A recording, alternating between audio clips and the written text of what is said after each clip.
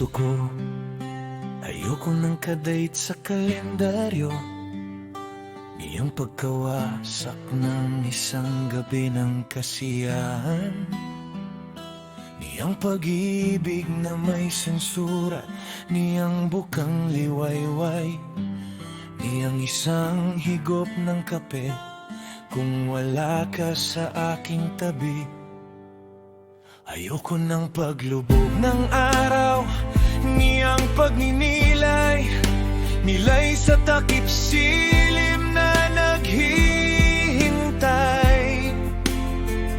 Sa paglubog ng araw, kung hindi ko hahawakan ng iyong kamay, niyang mga haplos sa aking balat, niyang mga tasa ng halik na nagpapalaseng sa aking pagkatao.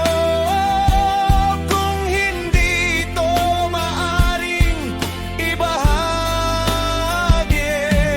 ayoko ng mga gabing puno ng kasiyahan kung wala ng bukas, wala ng mga laro sa kama kung may mga pamamaalam, wala ng mga palihim na pakikipag-date, ni mga lihim na pagtatagpo, wala ng mga pantasya, ni mga haplos na dapat itago, wala ng mga palihim na pakikipag-date, ni mga pagsinta sa likod ng mga kurtina. Ayaw ko nang mahalin ka ng palihim.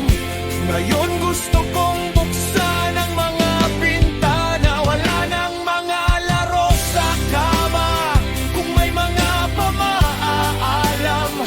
Gusto ko ng isang nahihibang na pag-ibig na hindi kailangang itago, wala ng mga kaakit-akit na gabi kung hindi ka magigising sa tabi ko. Wala ng mga pagsinta sa ilalim ng unan. Gusto ko ng pag-ibig na walang pinto o pintana.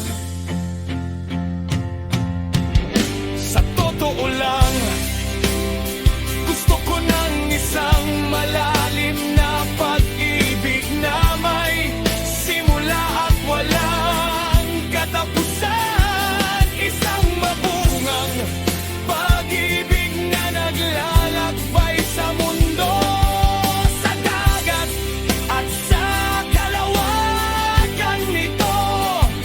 Isang kwentong maaaring ilathala, isang nahihibang na kwento na may mga kabanatang lubhang kawili-wili na dapat alalahanin. Isang pag-ibig ng mga kagalakan na tumatagal sa paglipas ng panahon.